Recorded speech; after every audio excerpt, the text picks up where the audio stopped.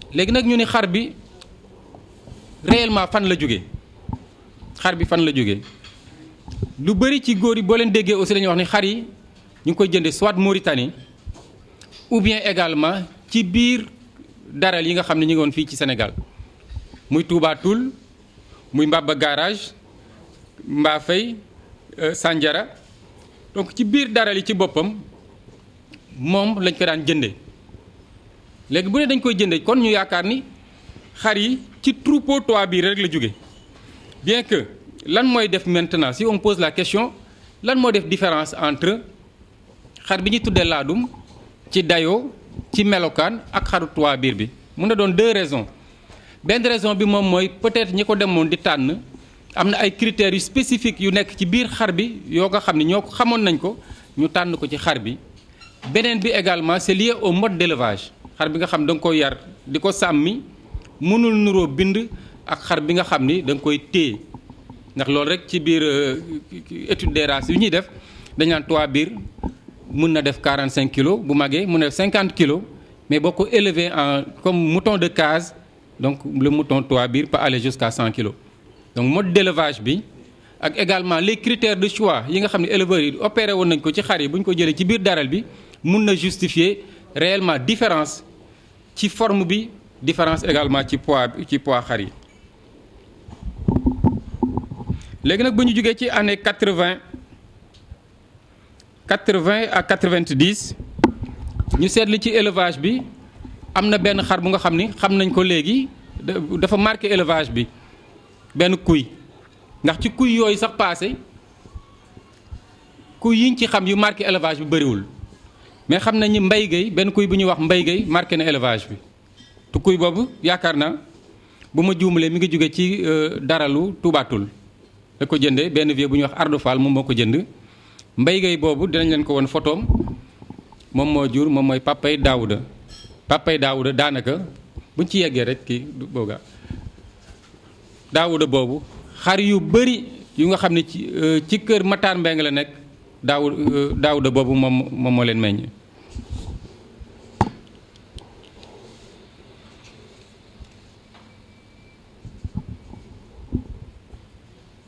moiram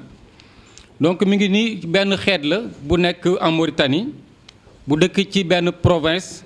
bu dend ak la région de Hott Al Garbi ci biir Mauritanie donc laadum laadem la ñu xam na boobu moom moo jox turu bi laadum bi nga xam ni moom la ñu yor ni yoo xam ni Thiès ñoom ñoo marqué élevage bi 90 ak 95 donc ci biir éleveurs yi mën nañ ci lim Matar Mbeng ci jamono yooyu malheureusement peut-être élevage am mi ngi commencé woon di ci génne loxoom tuuti ba dafa dese woon benn kuy daanaka la ñu mënoon wax ci élevage am benn kuy mu tudde ko murit boobu boo xoolee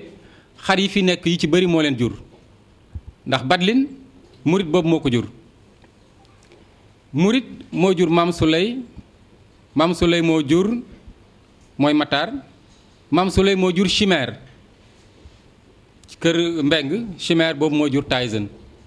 donc xar yu gën a bëri pratiquement à ce moment là éleveurs yu Thiès yëpp li nga fi daan gis xar yu mag yu nga xam ne éleveurs yi topp nañ leen bëriwuloon mooy kuyu Matar Mbeng boobu am na beneen kuy aussi bu ki yoroon comment il s'appelle encore Talla Diop donc moom mooy kuy yi nga xam ni boo leen gisee di nga xam ne ñii ay kuy lañu ndax Thiès jafe woon na jamono yooyu nga ñëw fekk fi kuy bi nga xam dafa âgé système éleveur yëpp boo xoolee doo demee kër Assane Fall wala nga dem kër Diawara wala nga dem beneen kër en général il travaille bu ñu amee mbote bu ndaw rek il remplace immédiatement le mâle donc doo ñëw fekk fa jamais benn kuy bi nga xam ne am na 3 ans à chaque fois ci femelle yi ñuy am bu ñu defee production rek ils choisissent le meilleur ñu téye ko donc daal di génne mâle bu mag bi donc moo taxoon jamono yooyu xar yi fi nekk yëpp éleveurs yi amoon bi yenn lien ak Matar Mbeng ku yor sa xar da nga fa yóbbu mu tëbu sans problème donc xar boobu juróon na ci jamono yu doom yu bëree bëri xar boobu également pour rappel sët la ci Daouda boobu ñuy wax ndax xar bi am na benn xar bu ñu nekkoon Dakar bu ñuy wax paa bi yaakaar naa mi ngi jóge woon ci Pasada paa bi moo doon papay xar boobu. ci jamono yooyu aussi mën nañu ci lim Samba Diallo xar bi mu njëkk am mi ngi ko jëlee ci Massiga Ñing donc moom it élevage am presque il faisait reproduction ay kuyam ci biir ay xaram la doon génne donc ñu remarqué ni xar yi fa jugee rek bu ñu juree doom day doon ay xar yu extraordinaire donc fa la Yunus jële woon benn kuy dañ fa woon benn doomam wala ñaari doomam yu kuy boobu mu jële woon ci Samba Diallo jur malheureusement xar yooyu amoon nañu problème ndax xar bi à un moment donné dafa commencé am problème mu stérilité mu jur fa ay doom lu tollook ñett wala ñeent nañ ci woon ci benn doom yi ñeent yëpp stérile benn amu ci doom waaw donc yooyu c'est vers les années 96 97 n'est-ce pas léegi ñu lim ci également ci éleveurs yooyu Assane Fall également ay xaram tamit noonu la demee woon il avait des moutons de qualité ak Pape Diawara donc ñeenti éleveurs yooyu période yi marqué nañ ko par rapport ak seen qualité xar amoon na yeneen éleveurs ñoom Villiers mi ngi fi woon mais ñoom ci période bi je crois que seeni xar amoon na benn kii bi c'était très très recherché. moo nañ ci lim aussi Gallo Ndiaye Villiers Talla Touré également mu jële woon xar ci Assane Fall Talla Touré moo judd lu Batlin n'est-ce pas donc yooyu mën nañ ko wax. Lo de Tivaouane aussi a joué un rôle déterminant ci élevage yu laadum bi ndax mu demee ba élevage bi di sooxe presque Thiès amatul ay xar ci këram nga mënoon a dem fekk yenn lignes yi nga ñëw fekk ko këram. te ce qu'il faut remarquer contrairement ak aujourd'hui ni ñuy toppee mâle yi bu njëkk lignes yi femelles yi ñoo ko daan def boo amee xar dañuy wax lignée ndumbe la donc waxuñu kuy mi bu dee femelle bi wala nga ni lignée awa la. te boobu aussi amoon na différence ci taayu xar yi lignée awa dafa tuuti gàtt une bonne laitière mu joxe ay produits yoo xam ne croissance bi dafa gàtt lignée ndumbe bi en général moom mooy xar yi nga xam ne dañu xaw na rëy bu dee juumu ma daal xaru capitaine si fa la jóge xaru capitaine si foofu la tukulóor bi nga xam ne presque yenn xaru Rufisque yi moom moo leen meññ.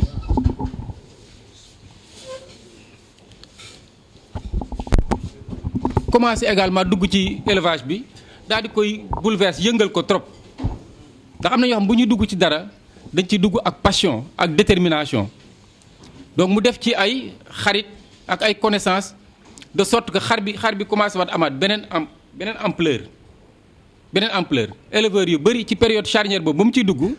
mu tombeek également beneen éleveur bu ñuy wax Gàmmu Mbay je crois que le doyen mi moo ko mayoon ay xar yu mu déparé benn raasu awa benn doomu kuyam murit bi mu yoroon ak benn xaru capitaine si bu ñuy wax tukulóor bu mu jëndoon donc mu yor aussi benn élevage bu bees bu mel ni éleveurs yi doog a ñëw rek def ci doole toppatoo xar yi de sorte que ku bëgg xar bu rafet rek daanaka da ngay doog a ñëw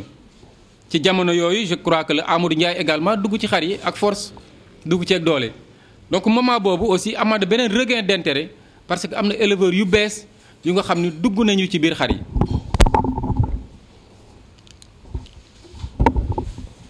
et ci jamono boobu aussi la ñu formé suñu première association muy l'association thiessoise des amis du mouton organisé fii benn foire am na yenn photo yu nga xam ne mi ngi ci biir on va vous le montrer en 99 au champ des courses 99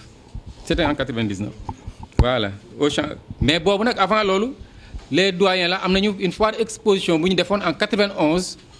je crois que ba ñuy kii décoré fa Assane Fall parce que il avait première fois c'était en 91 ba ñu jugee ci loolu nag il y a eu une saignée ñu commencé nag waa Ndakaaru bi ñëw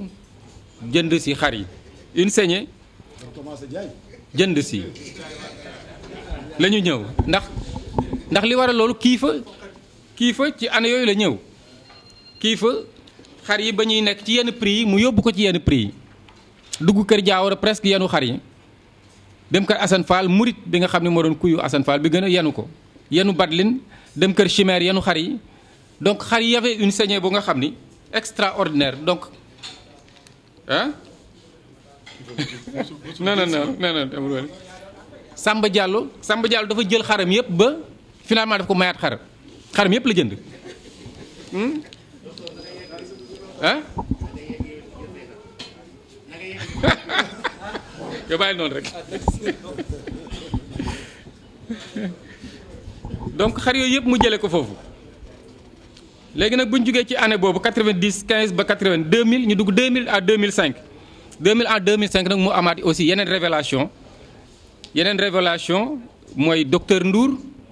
commencé ci xaru Younous yi teere ci xaru Lamine Diagne yu noflaay yi def d'excellents produits n'est-ce pas docteur Sarr également mu jënd benn xar ci Karim Seck benn maal bu noppi ndaw mu tudde ko Maysa mais maal bi xar yi muy jur yëpp noppi dañuy gudd comme maal bi yaay ji Mali la jóge woon donc ça laisse présumer que xar bi am na bali ci biir ndax doom bu mu jur noppi rëy te moom xar bi noppi dafa kii léegi nag lu mu différencier xar yi dafa jur doom yi nga xam ni déjà moo ëpp laadum yi moo ëpp dayoo laadum yi donc ba mu demee foiru Dakar en 2004 xaw ma ban foire exactement il a amené 2 grands moutons yu gën a rëy ci foiru Dakar bi xar yooyu docteur Sarr moom moo ko présenté woon. ci biir mouvance boobu aussi dañ ciy cité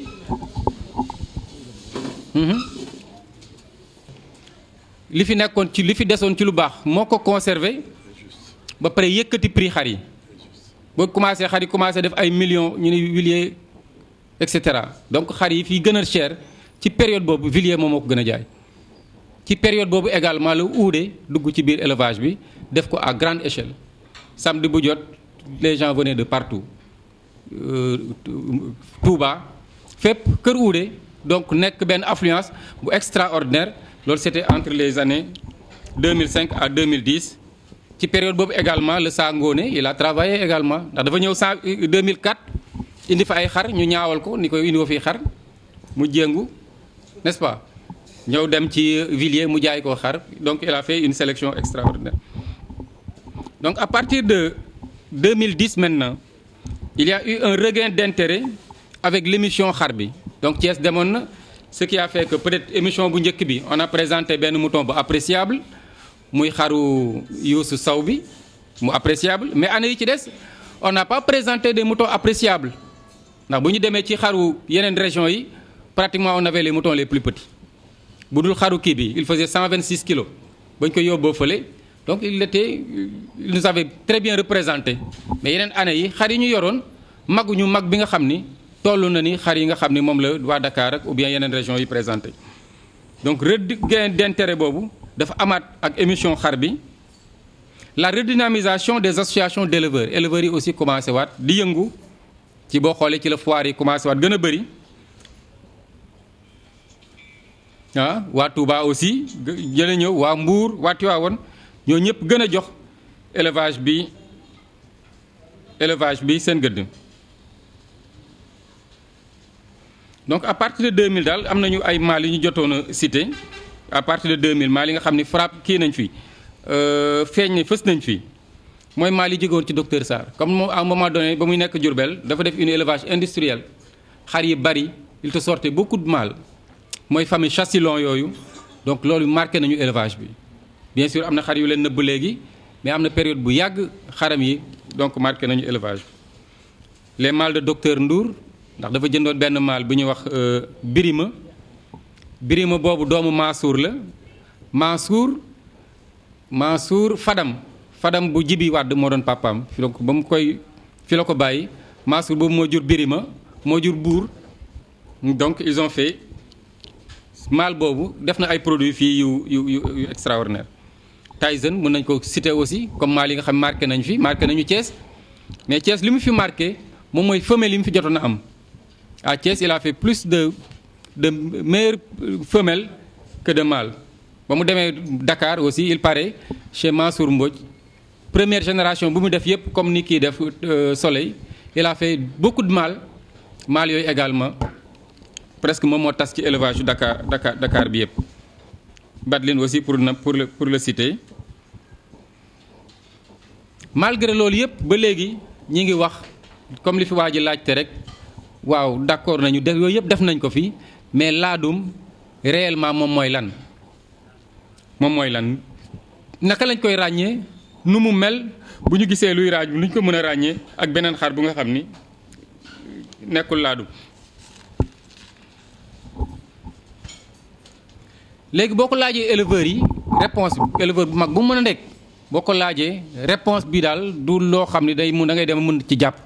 c'est des réponses approximatives boo waxee daal ne la laadum xar mu rëy rëy la d'accord am na ci yenn éleveurs yi nga xam ni dañ naan la cër yi dafa dogatoo n'est-ce pas les membres sont séparés bu ma ko mënee traduire noonu en français ou bien les éléments du corps sont séparés maanaam cër yi daal dafa bàyyeeku am na ñuy wax sax dafa nuroog biche day nuroog biche bu dee xar bu jigéen bi donc à peu près réponse yooyu lañ la jox donc ñu ngi toll ci maintenant gëstu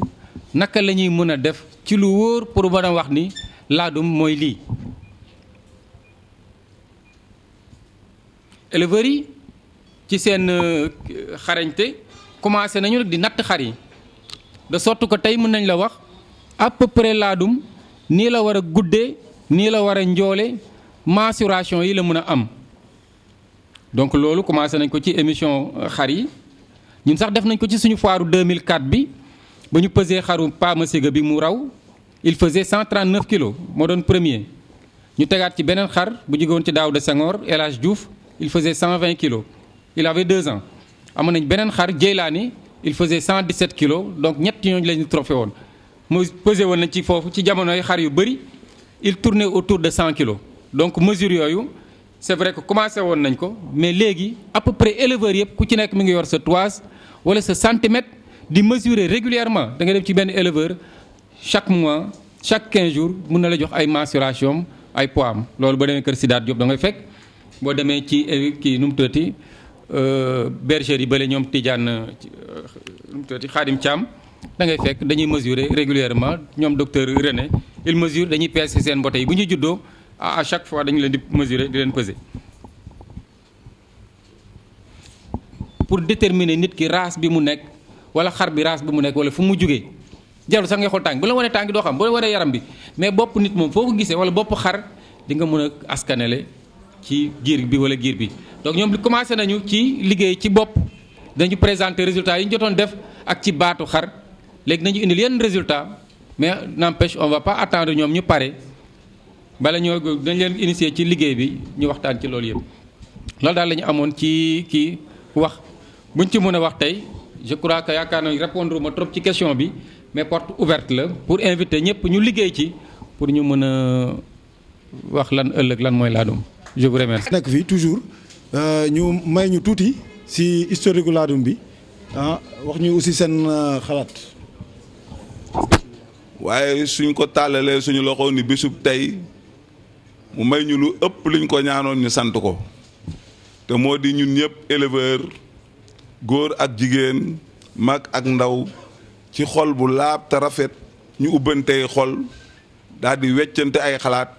pour xar mii nga xamee ni yàlla suñu boroom subhaanahu wa taala daf ko màggal ma ngi ko jëlee ca kaw aras ci ngëm gu suñu maam Ibrahima gëm tey jii am na ci ndogal goo xamee ni su amoon ñun ñëpp ay xarum tabaski lañu waaye suñu boroom ci baaxam natt ngëmam wàcceel ñu xar musal ñu ñun ñii sant bu rëy la mu mel ni tey jii muus xaaj ak beneen rab booy wax dina jur fukk ak nangam wala juróom-ñett ak nangam mais pour nga gis ci coggal yombul wala tamit kenn mësu koo gis wala gisaguma ko man xar nag moom ci boppam ñoo ngi bëgg a dëgmal tabaski dinañ ci gis lu dul jeex te tam lu ko jiitu ngénte yi ngoro yu neex yi sax ak tamit bëgg defar biir yi bu baax lépp xar moo ko defar xar yàlla suñu borom moo ko teral soo ko tëralee di ko rey tur yàlla lay bind tànk bi dafay def nii yaram wi def nii beneen tànk bi daal di def nii baat ba nekk nii mu daal di bind allaahu mu mel ni suñu borom ci kaw loolu mi ngi ci waar jullit yu bare bare ci lan gëm leen ma ni maam Ibrahima gëmee woon su ngeen ma gëmulee ni maam Ibrahima gëmul dinaa leen misaal loo xamante su ngeen koy def da ngeen di kontaan di fo di ree mooy tabaski bii nar a am da ngay gis Cissé Diallo macha allah daal di daaneel kuyam daal di commencé saaf ko di daal di kontaan ñoo ngi koy lakkal suñu borom boobu tam mi ngi lay wan ni la ngëm gi ma la sant la li ma sant soo ko santulee kii mooy misaal bi xar amel nañ ko njukkal xamuñu ci nag dara mais tey jii dafa mel ni benn doomu aadama laa wax ci Sénégal yëpp da koo tënk mu nekk Makhtar Mbengue parce que ku ne Makhtar Mbengue ni Pa Sada ni ñoom Pa Ndik ak kii demee noonu éleveurs yi mag yooyu ñu jiitu yan leen yàlla xare àjjana dama leen ni nañu def journée Pape Sada Sy kooku moo tax ñun ñëpp ñun ñu daje tey kooku amul lu mu deful ci xar góor googu ak baaxam ak yaatuwaayam laadum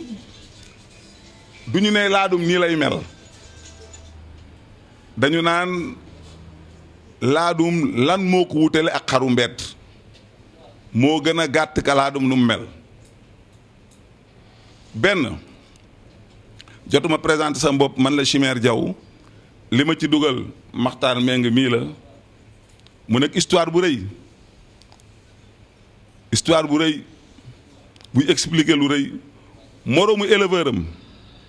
laa ngëpp sama xaalis jox ko mu jaay ma femelle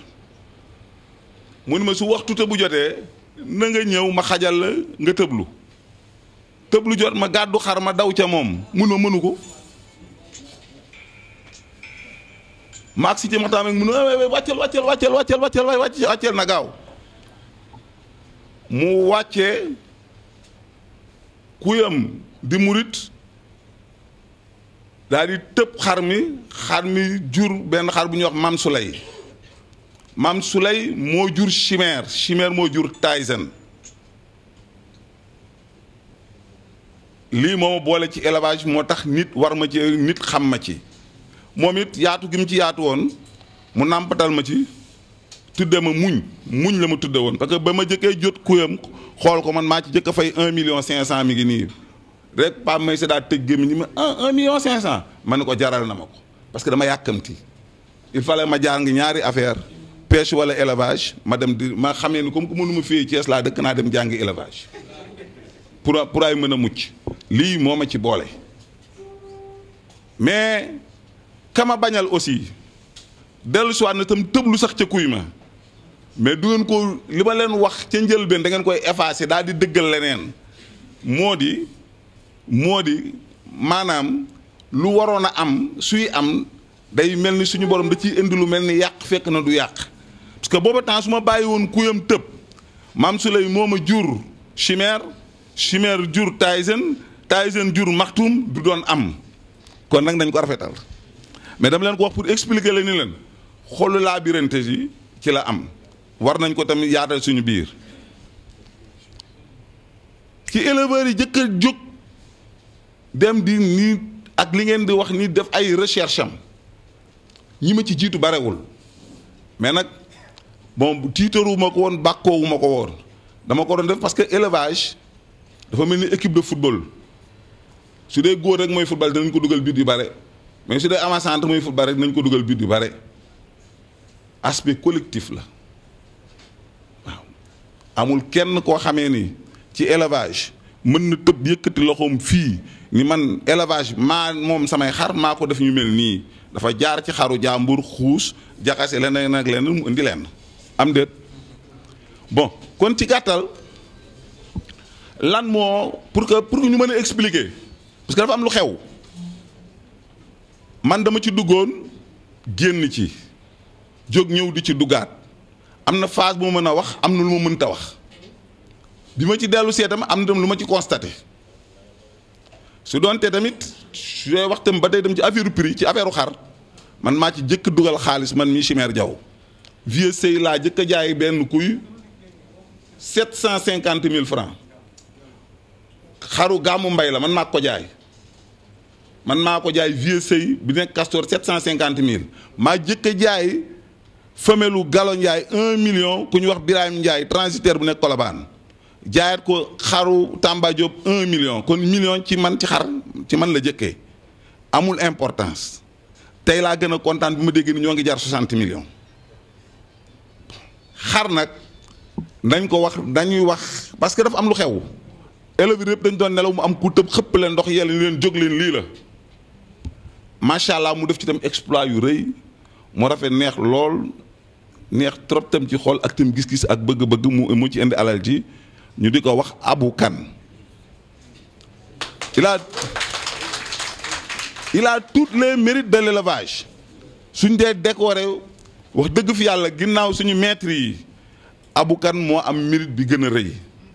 moo tëb ni leen moo indi bobbu damm boobu ngeen wax moom nga doon expliquer moo tëb wax ni fano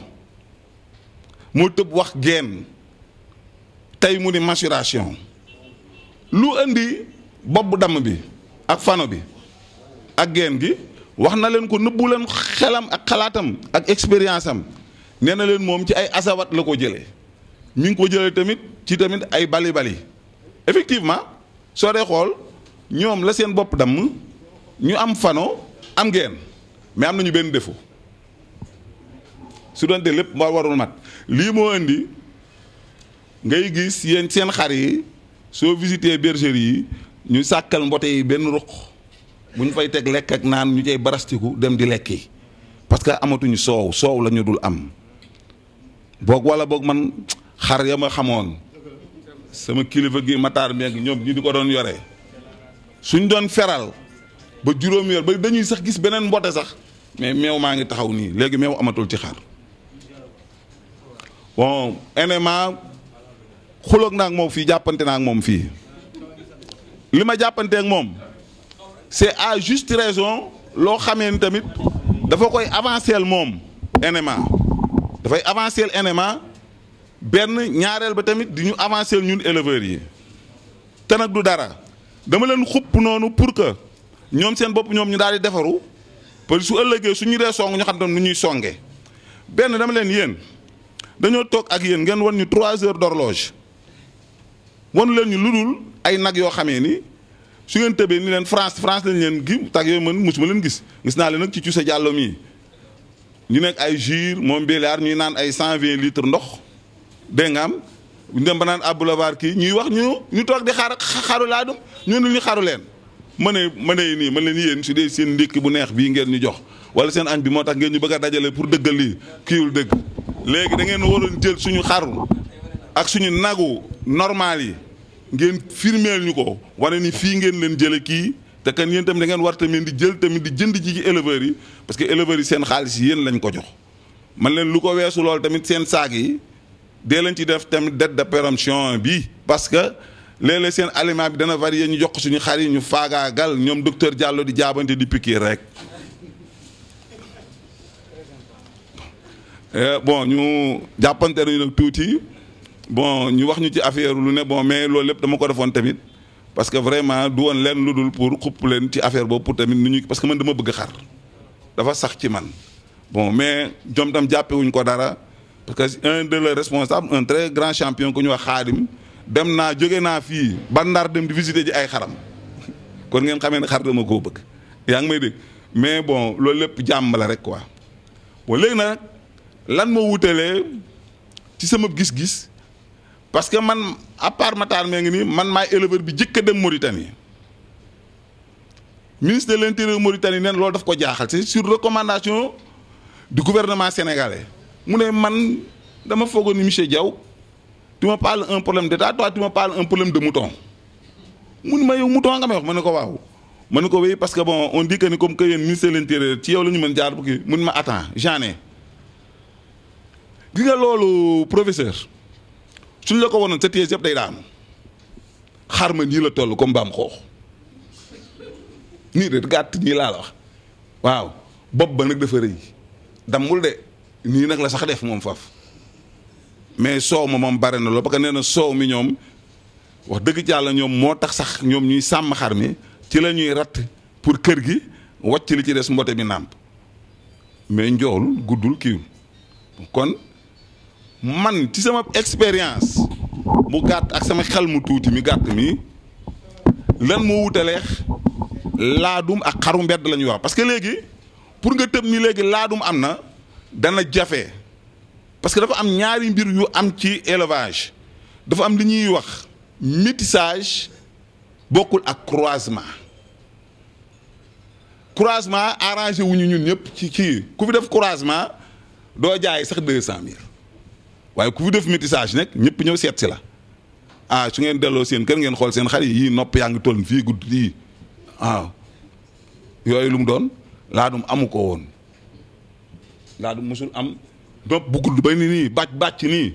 kooku moom bi ngi jógee yéen seeni kii te xar mu nopp ba gàtt ni tuuti nii lay toll kenn du ko bëgg duñ la ci fay 200 000 lan moo wutelee laadum toujours ak tamit xaru mbedd la ñuy wax parce que léegi dootuñu waxati léegi kii dañ naan rek léegi du ñu wax sax mën nañ bañ a wax sax laadum mais nañu wax xar mi parce que lan mooy xar docteur Diallo mi ngi nii maa ngi nii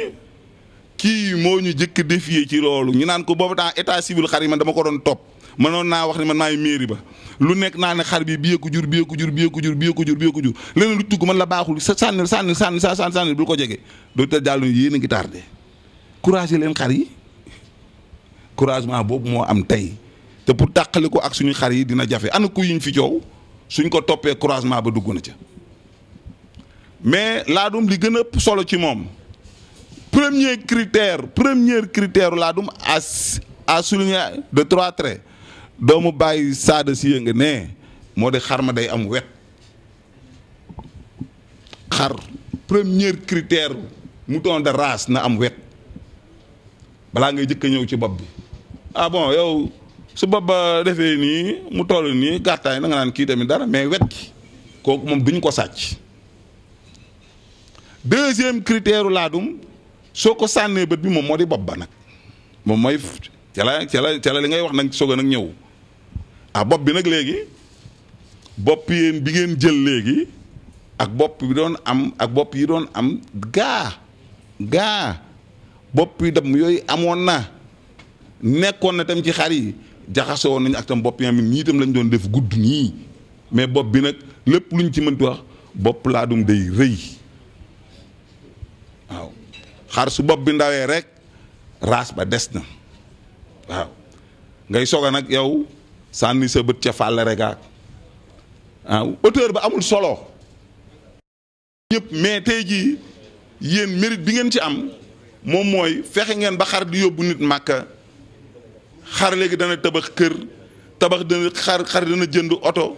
wane ngeen dolli ngeen wane barke bi ci nekk vraiment ñun éleveurs yi yàlla suturaal nañu barkeel nañu ci loo xamee ni sant bu rëy la ngeen baal mu dem jéegal mu dem ci yéex bi mu bi ñëw mënuma woon sax war a bañ a mën a ñëw. gërëm naa leen ci fi ngeen toll mais maa ngi leen koy waxaat créé ngeen benn race non c'est vrai kenn mënu ko dindi seen xar yi ngeen di exposé yëpp benn race la asawak ak laadum la kenn mënu ko dindi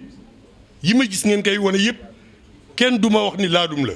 asawak da nga naan da nga war a wax asawak laadum ñoom ñaar mais wutal leen ko tur mais mooy seen ndam man ndam la si man si yéen loolu ngeen créé man ndam laa ko jàppee dañ daan dem Mauritanie man dama daan dem à 700 kilomètres de Nouakchott papa yi kii moom nga jàngal may dem daan naa indi par 15 laadum yéen ku leen ko jaayoon xar yooyu du ngeen ko bëgg tey mooy seen maamu xar yi ngeen yore kenn mënu woo teesante de kenn du ma kii ni mu ko limee kenn du ma si woo teesante te këtt geen la ma jëlee ko Mauritanie muy laadum pire ma dem fi laadum dëkk muy Toyantaan foofu mooy seen capitale régionale Thiès boo fi ñëwee dañ naan noonu Thiès noonu yee moom Thiès c'est pour les noonu laadum tam dañoo am seen dëkku bopp xam nga naar xeetu naar bu ne dafa am xar bu muy yar région bu ne dafa am xar bu fa baax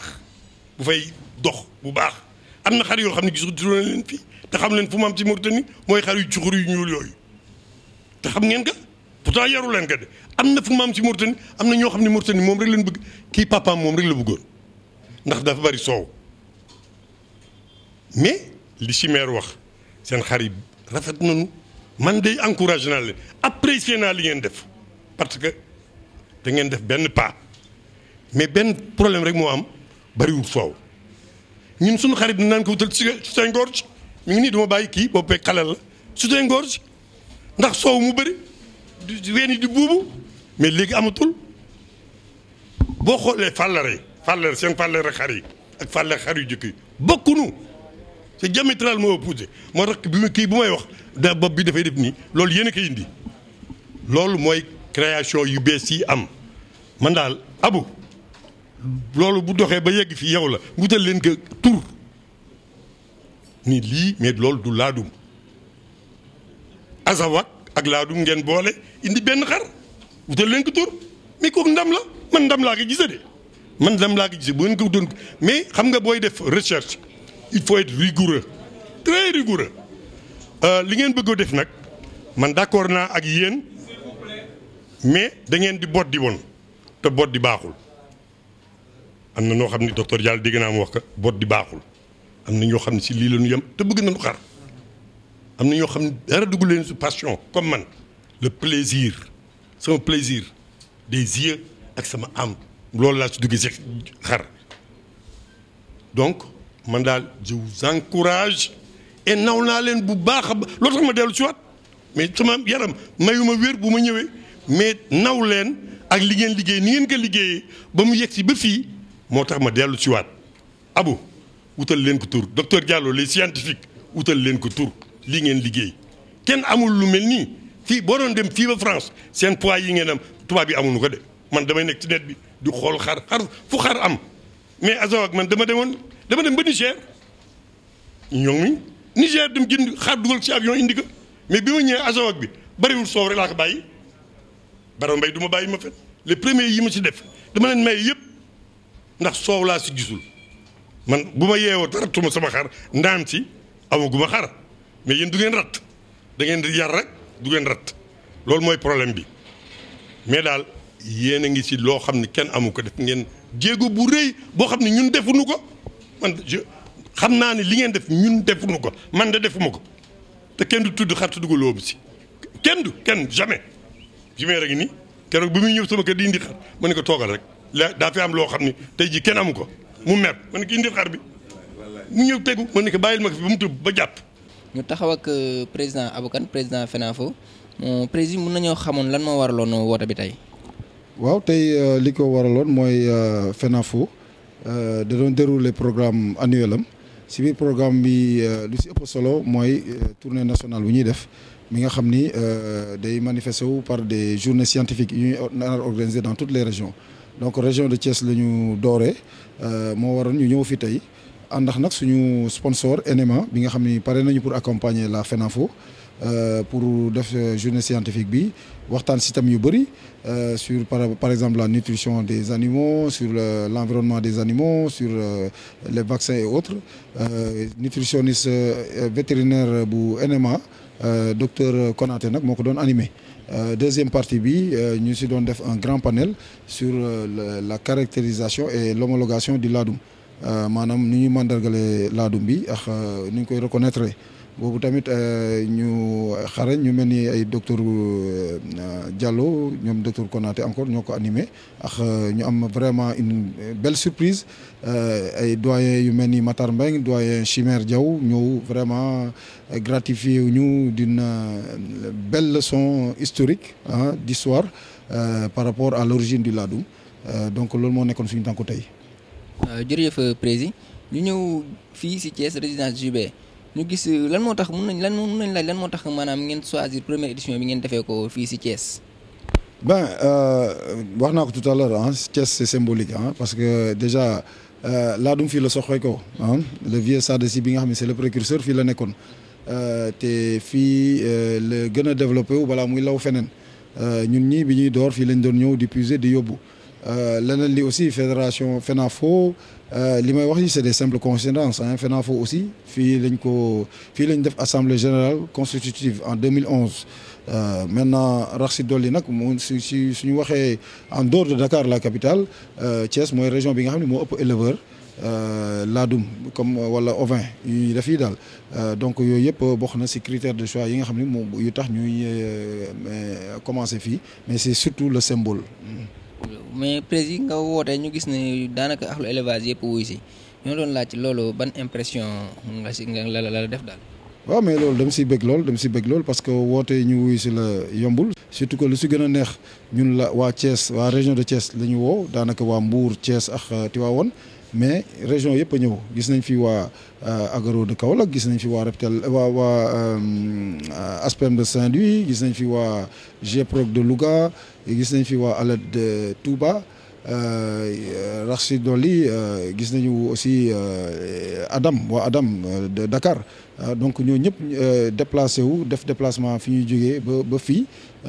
gis nañu aussi lu si gën a neex encore suñu doyens yi malgré leur âge malgré leur occupation ils ont tenu à faire ce déplacement là donc man loolu moo ma si gën a neex daal.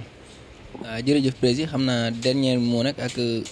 lan ngay wax si liggéey bi nga xam ne Ladoum TV mi ngi koy def ci élevage bi ak lan ngay lancer éleveurs yi. waaw di leen di féliciter d'abord si initiative bi te di leen di soutenir di leen di wax ni vraiment wax naa ko sànq vous pouvez compter sur moi vous pouvez compter sur l'ADAM vous pouvez compter sur la FENAFO pour que ñu jàppale leen parce que yéen li ngeen di def ñun ngeen koy defal wax naa ko sànq devant NMA te dinañ def suñu kéemtulaay kattan pour que ngeen am ay sponsor parce que yéen seen télé bi su doxee ñun la doxal te di ñaax bépp éleveur bu ngay déglu mu jàppale leen si seen liggéey bi ngeen di def.